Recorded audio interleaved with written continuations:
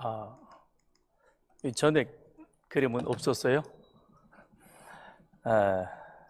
네. 무슨 그림일 것 같아요?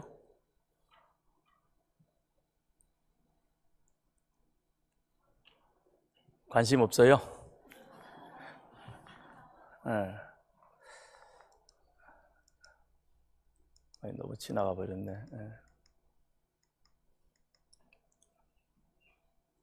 이게 두 번째 그림인데. 네.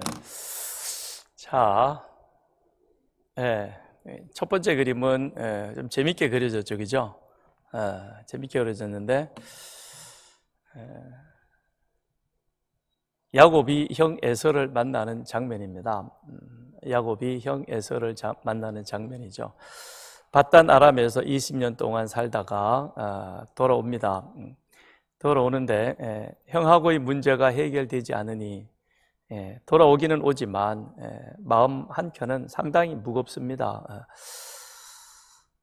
그래서 야곱이 어떻게 하면 좋을까 무척 고민했겠죠. 그러던 차에 형 에서가 400명의 군사를 데리고 자기를 맞으러 오는 것이 아니라 죽이러 오는 것이죠. 그 소식을 듣고는 기가 막혔습니다.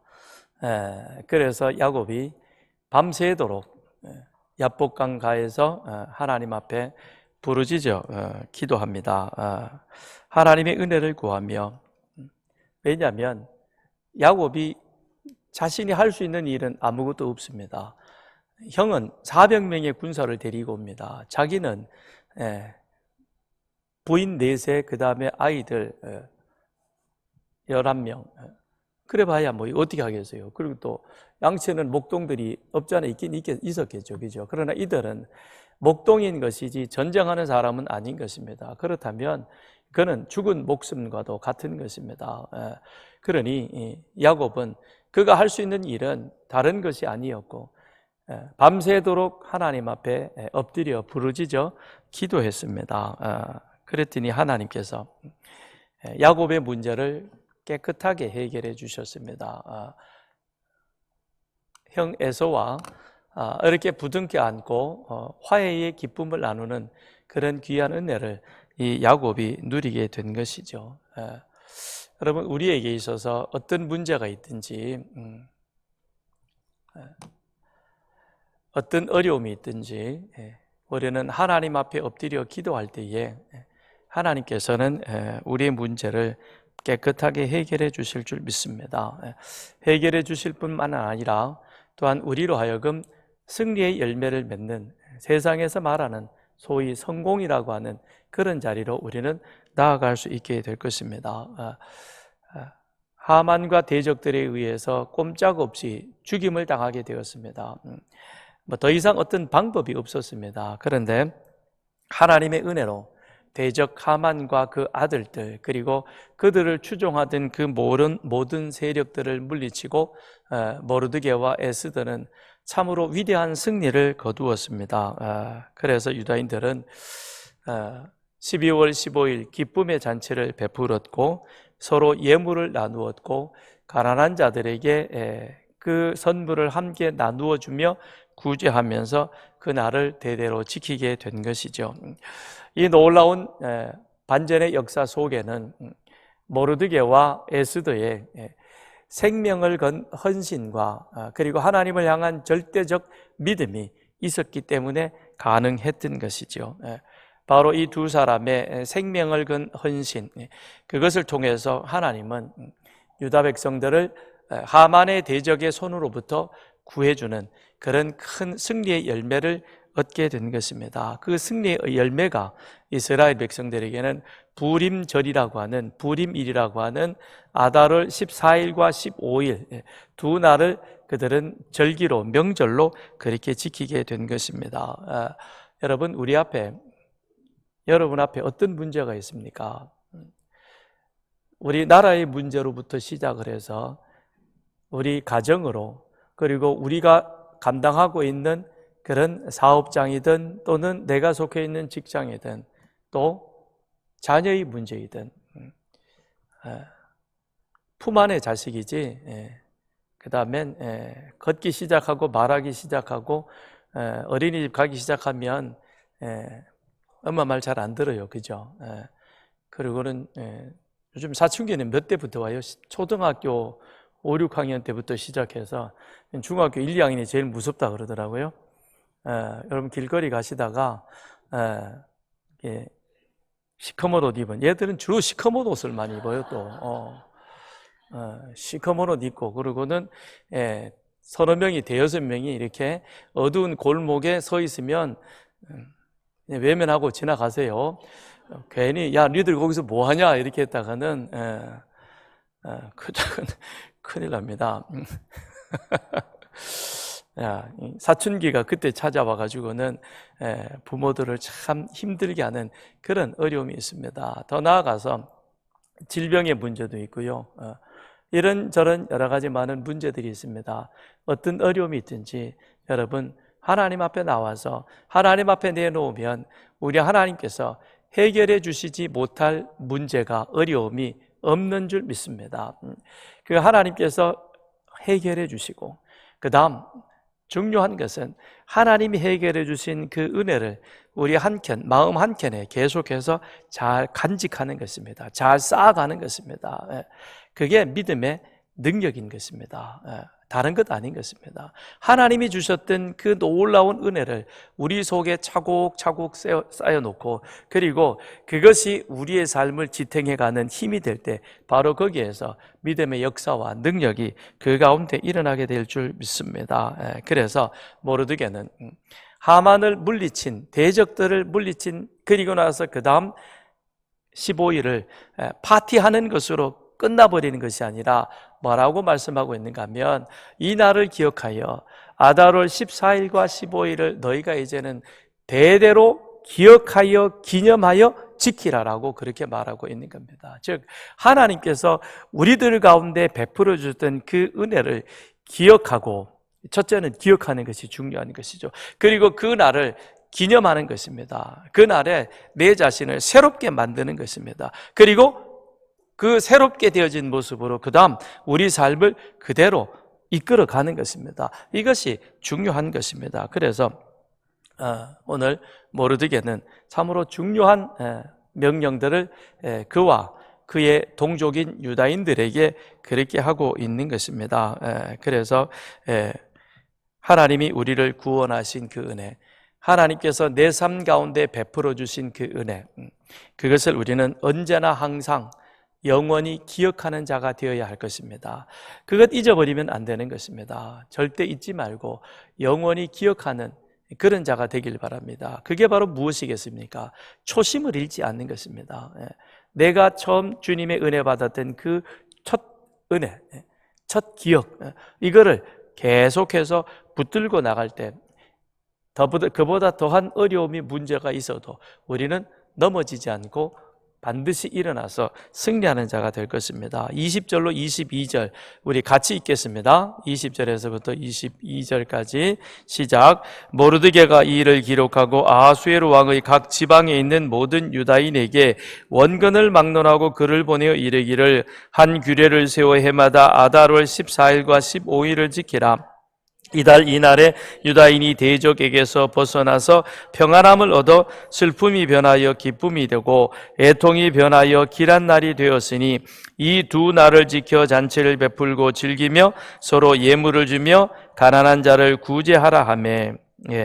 12월 13일은 원래 12월 13일은 하만이 왕의 조서를 받아서 페르시아 제국에 있는 모든 유다인들을 멸하기로 그가 작정한 날이었던 것이죠. 그런데 모르드게와 에스더의 헌신으로 이 날이 뒤집어졌습니다. 그래서 12월 13일에 유다인들이 멸한 것이 아니라 그들의 대적인 하만과 그를 추종하는 세력들을 멸했던 그 날이 된 것이죠. 그러니까 인간적으로 보면 저주의 날이었고 멸망의 날이었지만, 하나님께서는 그 날을 도리어 대적들을 진멸하는 대역전의 날로 그렇게 만드셨습니다. 그런데 에스더가 왕에게 하루도 간청을 하죠. 대적을 다 진멸하기는 하루 가지고는 사실 안 되니까 이걸 완전히 정리해버려야 되겠다. 그래서 에스더가 왕에게 하루도 허락했고 나를 간청했고, 하나님께서 아하수에로 왕의 마음을 움직여서 12월 14일에도 13일처럼 똑같이 그렇게 그 조서에 조서에 기록된 대로 행하라. 그래가지고는 페르시아 제국에 있는 그 모든 하만과 그 대적들을 멸했죠. 그래서 수산궁에서만 12월 14일 하루에 300명, 대적 300명을 또 진멸하는 그런 날이 되어진 것입니다. 그런데 그렇게 되었으니 이제는 13일에도 그랬고 14일에도 했으니까 대적이 다 진멸됐잖아요.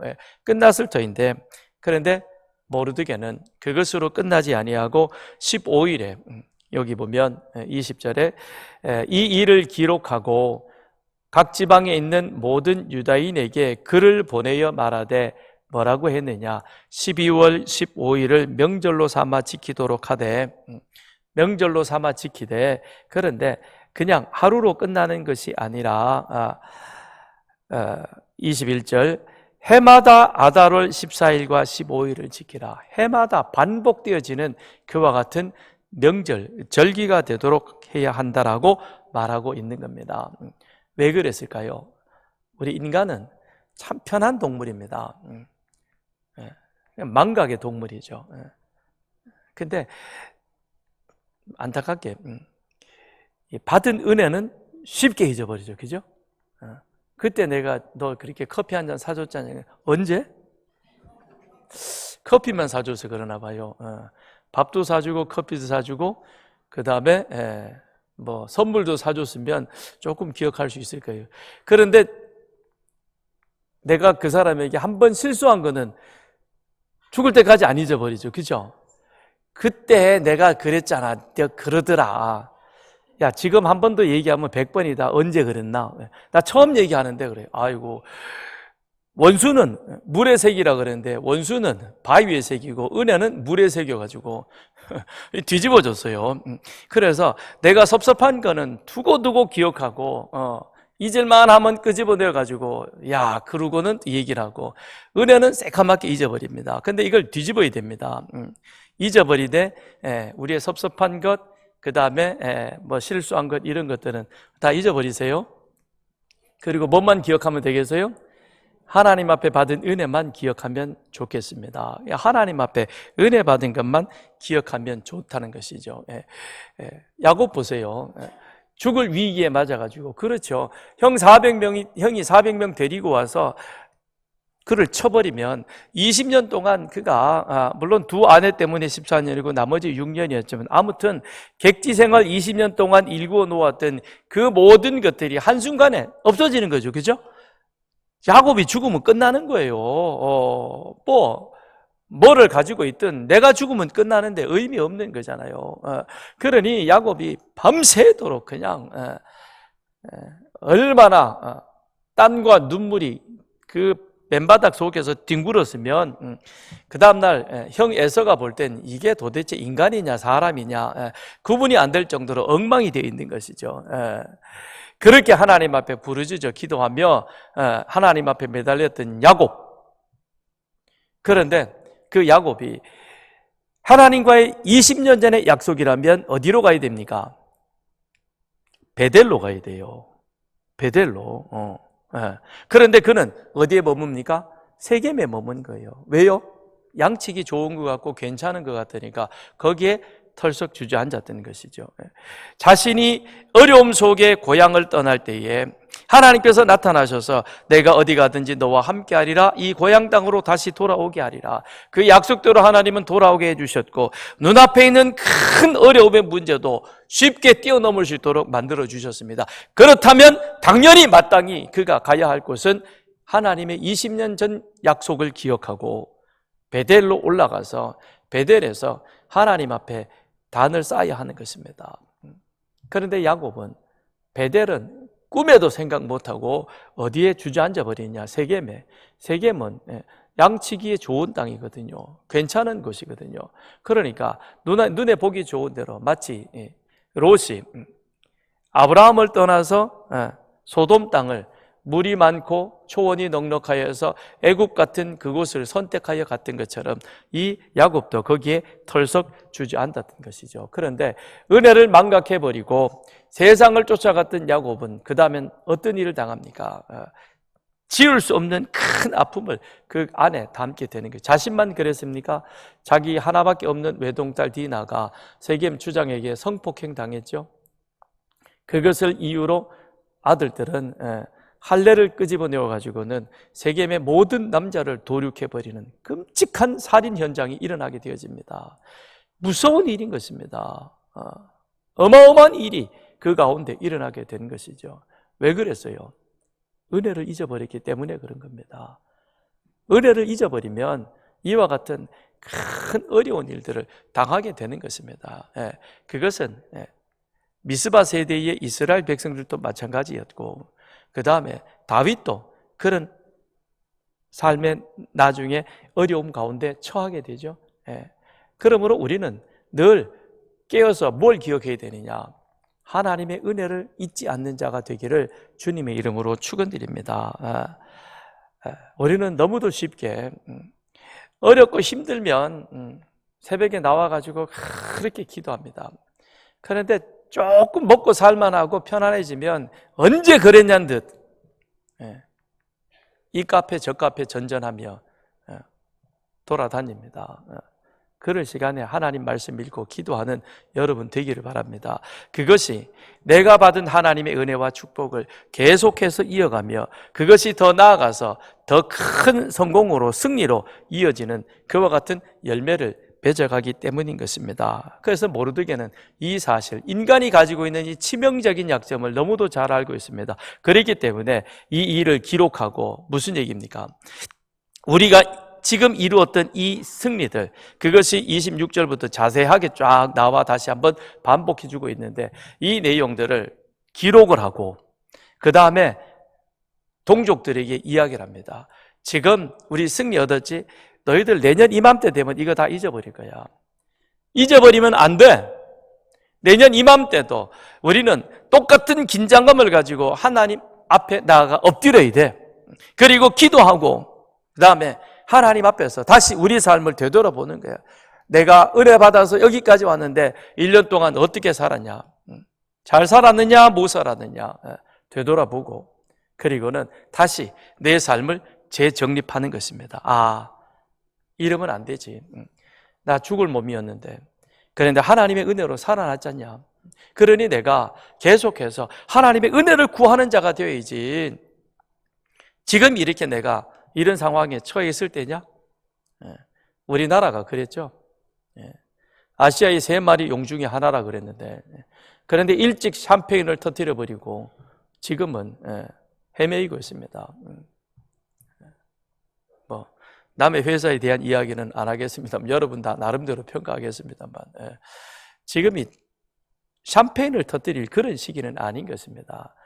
정말 지금은 힘들고 어려운 그 시간, 그걸 우리가 더 잘 쌓아야, 그래야 우리 자녀들에게 더 나은 미래를 물려줄 수 있는 겁니다.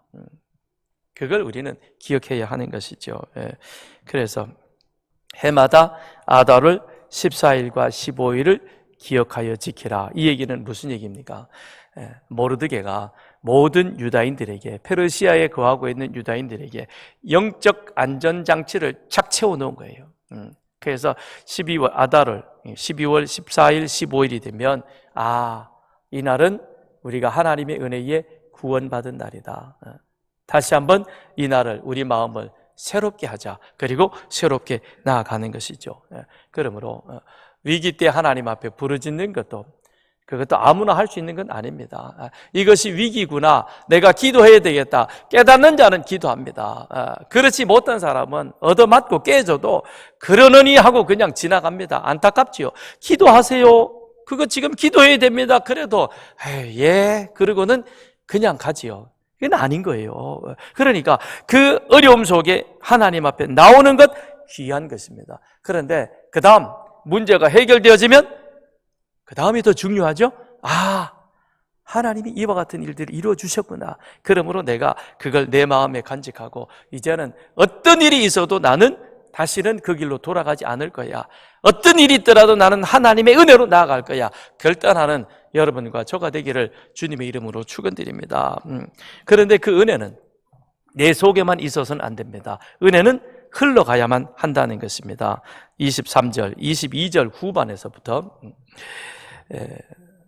이 두 날을 지켜 잔치를 베풀고 즐기며 서로 예물을 주며 가난한 자를 구제하라며 유다인들이 23절 자기들이 이미 시작한 대로 또한 모르드게가 보는 글대로 계속하여 행하였으니 그 다음은 하만과 모르드게의 싸움 속에서 우리들이 승리한 것들을 다시금 요약 정리해서 기록해 놓은 것입니다. 그렇게 해서 모르드게가 12월 14일, 15일 그날을 뭐라고 명했냐면 부르 24절 제비 뽑아 그들을 죽이고 멸하여 하였으나 그러나 26절 무리가 부르의 이름을 따라 이 두 날을 부림이라 하고 유다인이 이 글의 모든 말과 이 일에 보고 당한 것으로 말미암아 뜻을 정하고 자기들과 자기 자손과 자기들과 화합한 자들이 해마다 그 기록하고 정해놓은 때 이 두 날을 이어서 지켜 패하지 아니하기로 작정하였다 라는 것이죠. 그래서 유대인이 하만과 그 대적을 진멸한 날은 원날은 12월 13일이죠. 그런데 에스더가 하루 더 그래가지고 좋다. 그래서 14일도 하루 더 하도록 했습니다. 그리고 나서 15일에는 그들이 축제를 벌였던 날인 것이죠. 그러니까 그게 시작되어진 근원을 보면 부르는 제비를 뽑는 것이죠. 그러면 이 날은 12월 13일이 되는 게 어찌 보면 마땅한 날인 것입니다. 그런데 모르드게는 12월 13일이 아니라 14일과 15일 이 두 날을 부르라고 그렇게 명명하여서 부림일이라고 하는 하나의 절기를 만들게 되는 것입니다. 왜 두 날이냐라는 것이죠. 13일과 14일은 대적을 멸하는 날입니다. 그때는 전쟁 중에 있는 날입니다. 전쟁 중에는 참된 평안과 안식을 얻을 수 없습니다. 그리고 14일은 전쟁이 마무리되어지는 시점입니다. 이제 이 모든 것들을 보면서 우리의 승리구나. 그리고 적들은 어떻게 해야 될 것인가. 이것이 판가름 나는 날이 14일인 것이죠. 그러므로 14일은 진정한 전쟁의 날이었지만 승리의 날이기도 합니다. 그리고 승리가 이제는 선포되어졌으니 15일에 비로소 무엇을 누릴 수 있습니까? 발 뻗고 자는 것이죠. 그죠?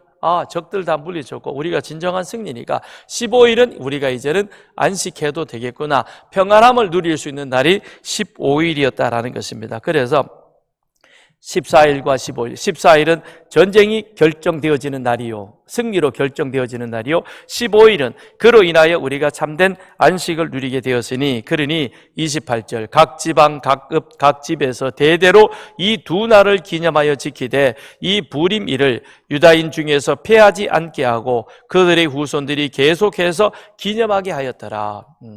참 대단한 사람이죠. 모르드게가. 세상으로 보면 처음에는 그저 그냥 하급 관리에 불과했던 사람입니다. 그러나 세상은 이와 같은 우리 안에 있는 이 무엇으로 봅니까? 껍데기만 보는 거예요. 그가 무슨 일을 하고 무슨 직위에 있고 학력이 어떻게 되고 재산이 어떻게 되고 그것만 보고 판단을 하죠. 그러나 하나님은 그 마음 중심에 무엇이 있느냐 이걸 들여다보는 것이죠. 모르드게 마음속에는 뭐가 있었습니까? 하나님에 대한 확신 있는 믿음이 있었던 것입니다. 어떤 상황 속에서도 흔들리지 아니하고 굳건하게 지켜내는 바로 그 믿음이 그 속에 있었던 것입니다.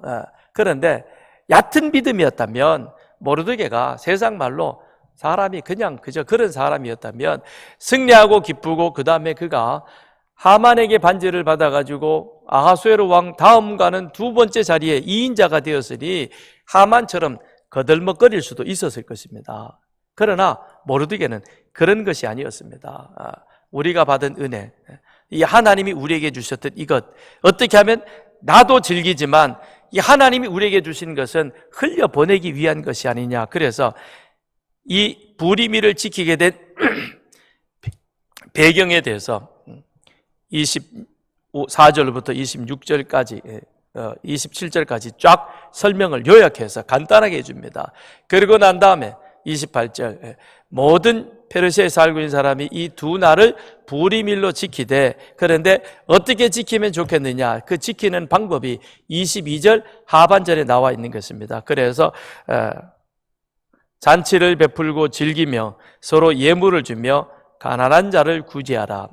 앞에 두 개는 우리들을 위한 기쁨의 축제인 것이고, 그 다음에 세 번째 가난한 자를 구제하라라는 것에 모르드게는 사실상 포인트를 두고 강조하고 있는 것이죠. 우리만 기뻐할 것이 아니라 우리가 이런 큰 구원의 기쁨을 얻었으니 이 기쁨을 우리 속에만 담아두지 말고 이것을 어떻게 한다?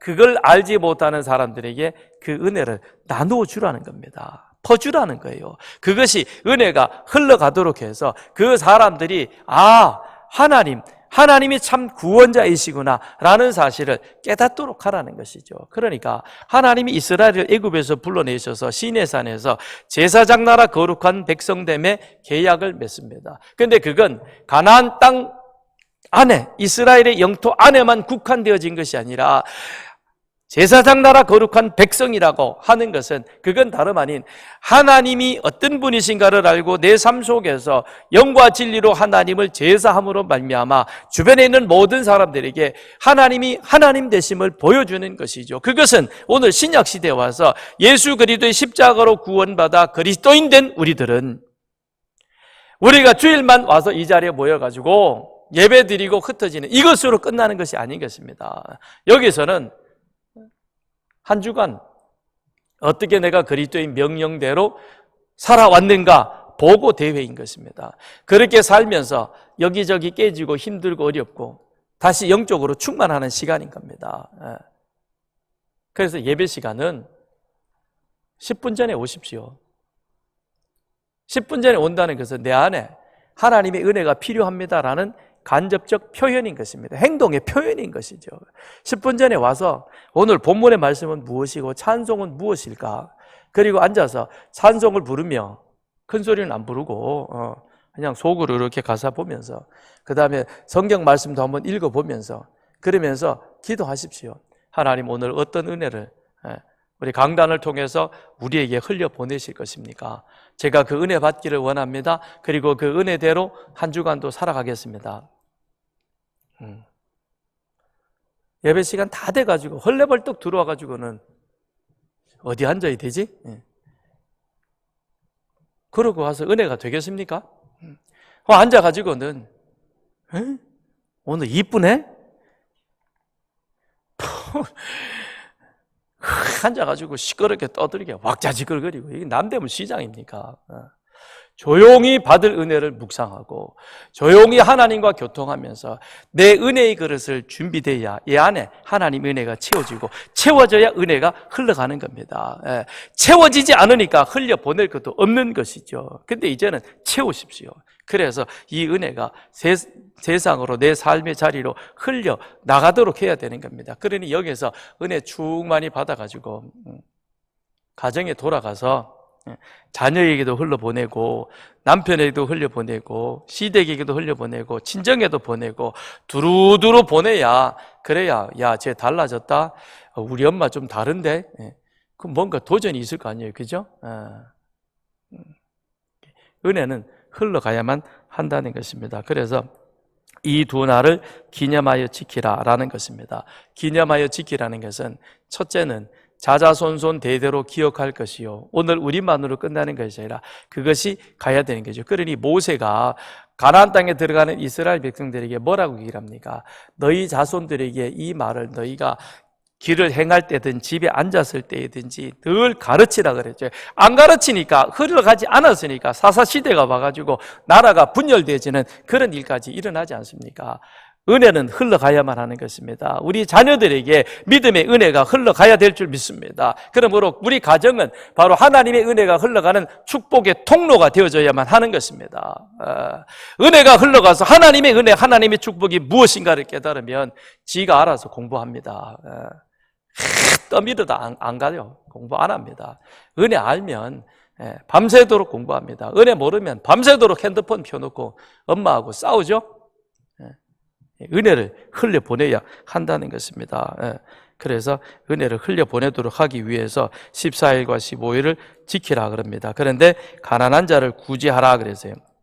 가난한 자를 구제하라는 것은 그거는 이 받은 은혜가 나만의 전유물이 아니라는 것입니다. 소외된 이웃, 상처받은 이웃, 그 마음이 힘든 이웃들, 그들에게 그 은혜를 흘려보내가지고 그래서 그 소외된 이웃을 우리 공동체 안으로 함께 같이 나누고 그리고 마음이 상처받고 왜곡되어진 그 심령들을 은혜를 흘려보내서 그것을 바르게 잡고 그 다음에 충족시켜서 하나님 앞에 온전한 예배자로 바르게 세우도록 그렇게 해야 되는 겁니다. 그렇게 될 때 구원의 은혜는 진정으로 확장되는 것입니다. 자, 열왕기하 7장 9절입니다. 나병 환자들이 그 친구들에게 서로 말하되 우리가 이렇게 해서는 아니 되겠다. 오늘은 아름다운 소식이 있는 날이거늘 우리가 침묵하고 있도다. 만일 밝은 아침까지 기다리면 벌이 우리에게 미칠지니 이제 떠나 왕궁에 가서 알리자 하고, 이 내용이 뭐냐면 아람 군대가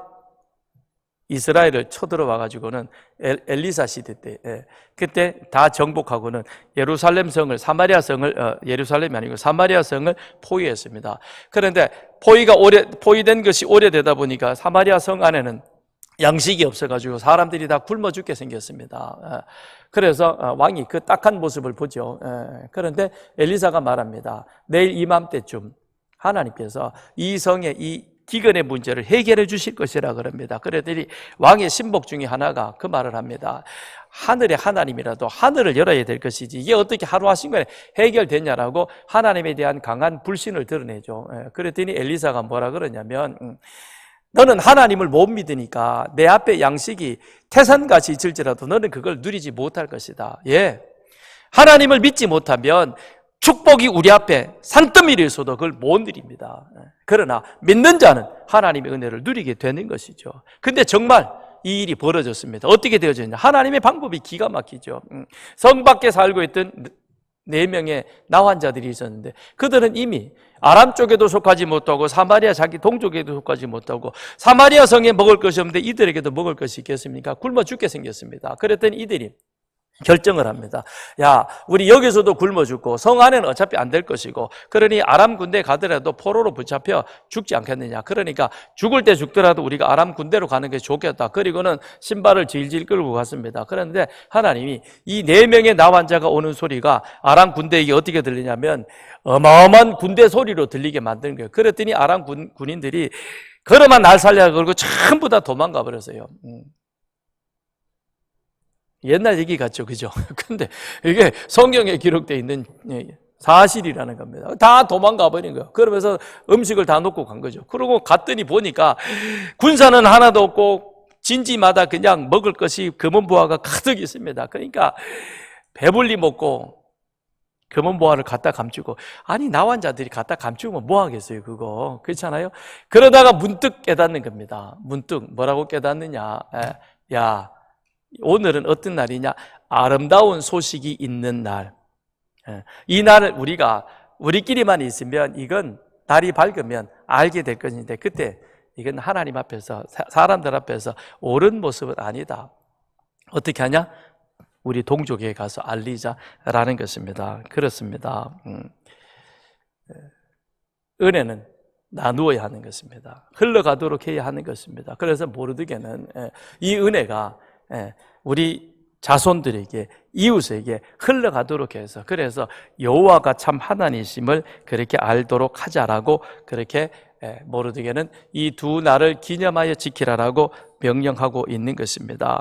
그 다음에 그렇게 해서 모르드게는 이제 명실상부한 성공의 자리, 세상에 말하는 성공의 자리에 오르게 되었습니다. 그런데 성공의 자리에 오른 그 모르드게는 그 승리의 열매를 어떻게 만들어 가느냐. 10장에 가서 보시죠.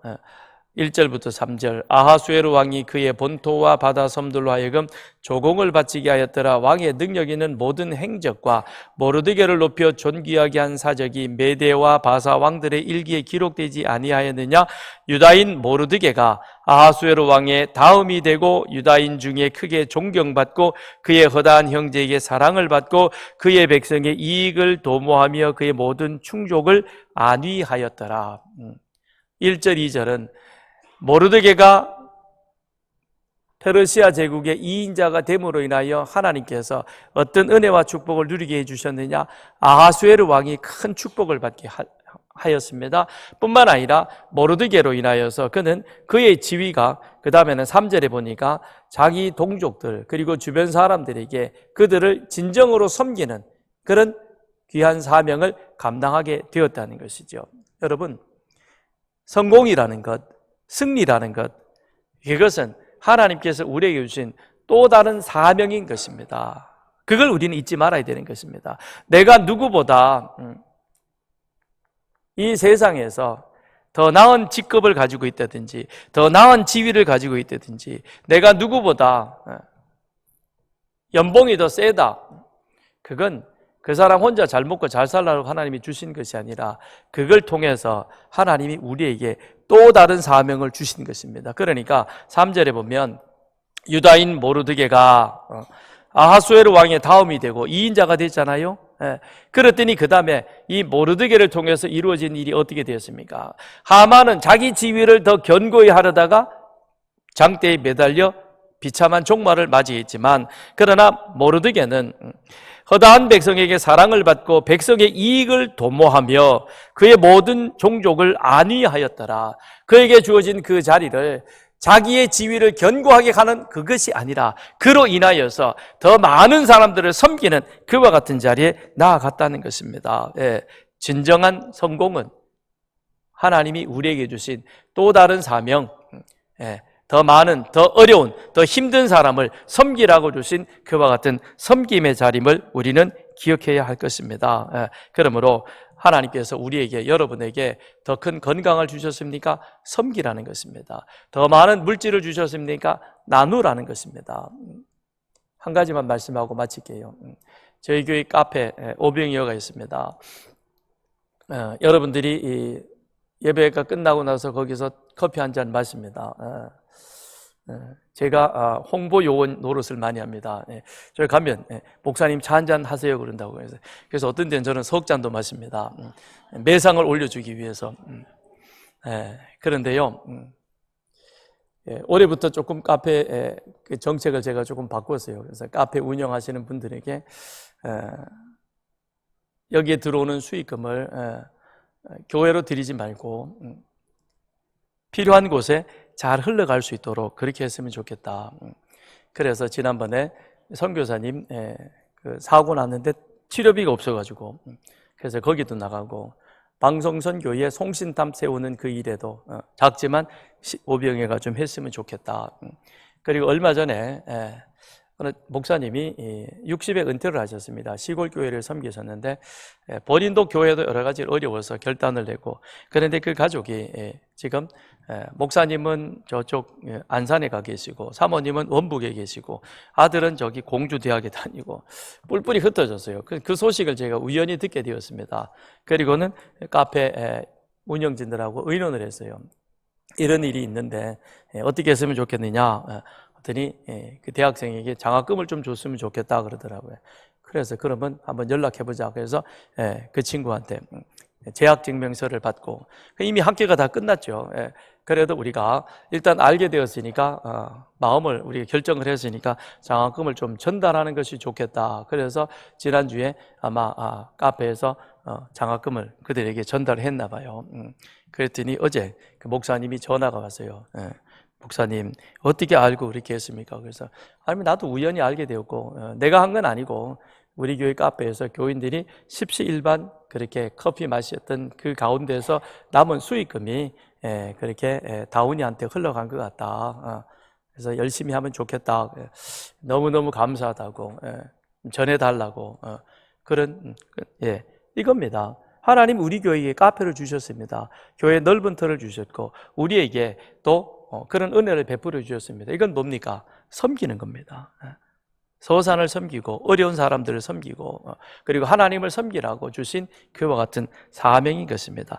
그것은 우리만 잘 되라고 하는 것이 아닙니다. 나누고 흘러가게 할 때 이것이 진정 하나님 나라를 확장시켜가는 아름다운 역사가 될 줄 믿습니다. 이 시간 우리 함께 기도하겠습니다. 기도할 때에 하나님, 우리는 세상의 유혹과 두려움에 무릎 꿇지 않는 모르드게와 에스더 같은 절대 믿음을 허락하여 주옵소서. 내 삶에 이루어진 승리와 복을 움켜쥐는 자가 되지 않게 하시고 이웃의 안위를 위하여 그리고 더 많은 사람들에게 그 생명을 살려내는 사명자로서는 우리가 되게 해 주옵소서. 이 시간 같이 우리 주님 한번 부르짖고 기도하겠습니다.